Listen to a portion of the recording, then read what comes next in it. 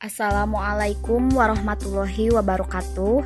Sebelumnya perkenalkan saya Kamelia Medista dengan NIM 208042411022, mahasiswa UNY Program Studi Pendidikan Ekonomi. Di sini saya akan mereview materi mata kuliah UMKM dan Koperasi, yaitu tentang perkoperasian Indonesia. Tujuannya agar mahasiswa dapat mengenal kembali unsur-unsur perkoperasian. Baik, untuk mempersingkat waktu, pertama-tama saya akan mulai membahas mengenai pengertian koperasi. Koperasi adalah badan usaha yang dimiliki dan dijalankan oleh anggotanya untuk memenuhi kebutuhan bersama di bidang ekonomi, sosial, dan budaya. Sedangkan pengertian koperasi yang lebih formal adalah sesuai dengan Undang-Undang Nomor 17 Tahun 2012 Pasal 1 yang berbunyi, yaitu koperasi adalah badan hukum yang didirikan oleh orang perseorangan atau badan hukum koperasi dengan pemisahan kekayaan para anggotanya sebagai modal untuk menjalankan usaha yang memenuhi aspirasi dan kebutuhan bersama di bidang ekonomi, sosial, dan budaya sesuai dengan nilai dan prinsip koperasi. Baik, kemudian saya akan membahas mengenai sejarah singkat koperasi di Indonesia. Koperasi telah hadir sejak abad ke-20, dimulai dari usaha kecil yang dilakukan oleh rakyat-rakyat kecil pula. Di tahun 1908, Dr. Sutomo yang punya peran penting terhadap koperasi mendirikan Budi Utomo. Kemudian, pada tahun 1915 muncullah peraturan tentang koperasi. Setelah itu, di tahun 1927 dibentuk Serikat Dagang Islam untuk memperjuangkan kedudukan ekonomi pengusaha-pengusaha pribumi. 2 tahun kemudian, di tahun 1929, Partai Nasional Indonesia memperjuangkan penyebaran koperasi di Indonesia. Kemudian, Jepang yang menjajah Indonesia pada tahun 1942 mendirikan koperasi yang bernama Kumiai. 5 tahun kemudian, tepatnya tahun 1947 setelah Indonesia merdeka, Gerakan Koperasi di Indonesia mengadakan Kongres Koperasi ke-9 di Tasikmalaya. Pada hari di mana mereka mengadakan kongres tersebut, dicetuskanlah Hari Koperasi Nasional pada tanggal 12 Juli.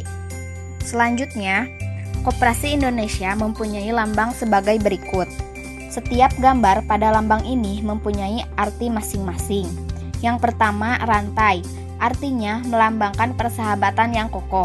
Yang kedua, ada roda bergerigi, artinya menggambarkan upaya keras yang ditempuh secara terus-menerus. Ketiga, ada kapas dan padi, artinya menggambarkan kemakmuran rakyat yang diusahakan oleh koperasi. Keempat, yaitu timbangan.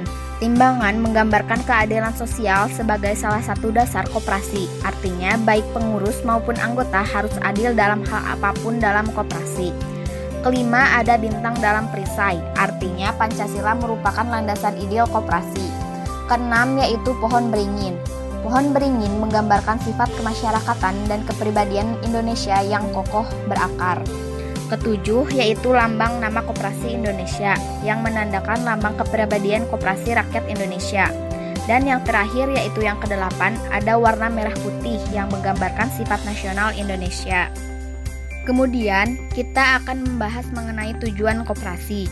Berdasarkan pasal 3 Undang-Undang Nomor 25 Tahun 1992, garis besar tujuan koperasi meliputi 3 hal berikut ini, yaitu yang pertama, untuk memajukan kesejahteraan anggotanya pada khususnya, untuk memajukan kesejahteraan masyarakat pada umumnya, dan yang terakhir, ikut serta membangun tatanan perekonomian nasional. Baik, yang selanjutnya ada asas-asas koperasi. Koperasi memiliki 4 asas, yaitu yang pertama asas demokrasi ekonomi, yang kedua asas kekeluargaan, yang ketiga asas kebersamaan, yang keempat asas keadilan sosial. Berdasarkan pasal 2 Undang-Undang Nomor 25 Tahun 1992, asas koperasi ialah kekeluargaan. Asas kekeluargaan ini diharapkan menumbuhkan semangat dan kesadaran pada masing-masing orang agar terlibat dalam organisasi koperasi. Tujuannya ialah senantiasa mau bekerja sama dengan anggota koperasi lainnya. Kemudian, koperasi memiliki 4 landasan, yaitu landasan ideal, landasan struktural, landasan operasional, serta landasan mental. Apa sih arti dari keempat landasan itu? Baik, saya akan menjelaskan satu persatu. Yang pertama yaitu landasan ideal.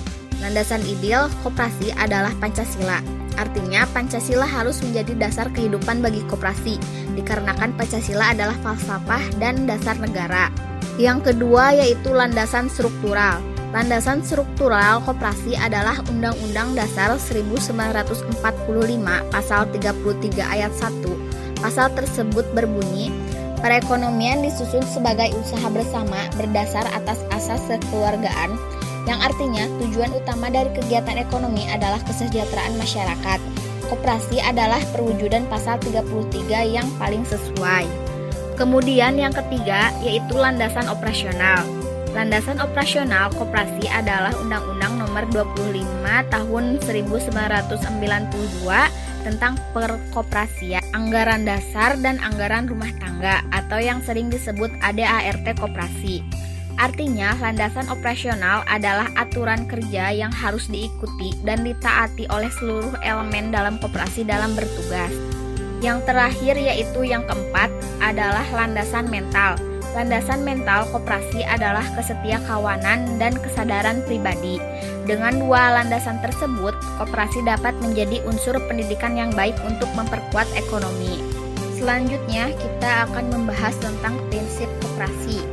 Berdasarkan Undang-Undang Nomor 25 Tahun 1992 tentang perkoperasian, prinsip koperasi yakni keanggotaan bersifat sukarela dan terbuka, pengelolaan dilakukan secara demokratis, pembagian sisa hasil usaha dilakukan secara adil sebanding dengan besarnya jasa usaha tiap-tiap anggota, pemberian balas jasa yang terbatas terhadap modal kemandirian, serta pendidikan perkoperasian. Kemudian, koperasi juga memiliki manfaat, yaitu meningkatkan kesejahteraan anggota dan kemakmuran masyarakat. Yang kedua, menyediakan kebutuhan bagi para anggota. Yang ketiga, mempermudah para anggota untuk memperoleh modal usaha. Dan yang terakhir, koperasi merupakan dasar untuk memperkokoh perekonomian masyarakat.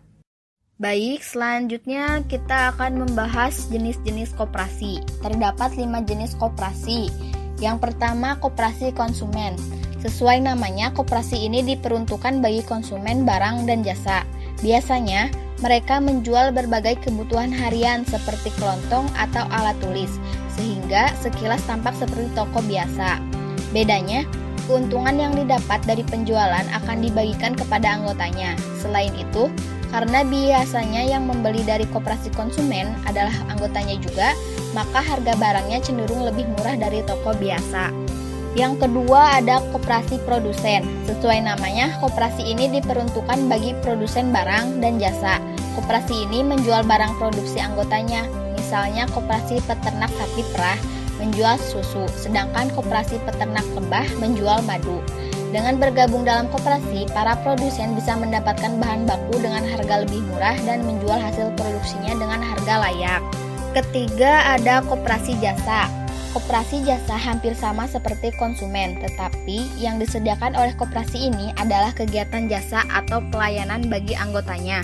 Misalnya saja koperasi jasa angkutan atau koperasi jasa asuransi. Keempat ada koperasi simpan pinjam. Koperasi simpan pinjam memberikan pinjaman kepada anggotanya. Koperasi ini bertujuan untuk membantu anggotanya yang membutuhkan uang dalam jangka pendek dengan syarat yang mudah dan bunga yang rendah. Dan yang terakhir yaitu yang kelima adalah koperasi serba usaha. Artinya koperasi menyediakan beberapa layanan sekaligus. Misalnya selain menjual barang kebutuhan konsumen, koperasi tersebut juga menyediakan jasa simpan pinjam. Selanjutnya kita akan membahas mengenai fungsi dari koperasi. Pada pasal 4 Undang-Undang Nomor 25 Tahun 1992 menyebutkan bahwa koperasi memiliki 4 fungsi, yaitu yang pertama membangun dan mengembangkan potensi dan kemampuan ekonomi anggota pada khususnya dan masyarakat pada umumnya untuk meningkatkan kesejahteraan ekonomi dan sosialnya. Yang kedua yaitu berperan serta secara aktif dalam upaya mempertinggi kualitas hidup manusia dan masyarakat. Yang ketiga, memperkokoh perekonomian rakyat sebagai dasar kekuatan dan ketahanan perekonomian nasional dengan koperasi sebagai sokogurunya. Dan yang terakhir, yang keempat, yaitu berusaha untuk mewujudkan dan mengembangkan perekonomian nasional yang merupakan usaha bersama berdasar atas asas kekeluargaan dan demokrasi ekonomi. Oke, baik. Yang terakhir kita akan membahas mengenai motivasi berkoperasi. Banyak sekali keuntungan-keuntungan yang kita peroleh apabila kita mengikuti suatu koperasi, yaitu yang pertama, koperasi dapat meningkatkan perekonomian Indonesia.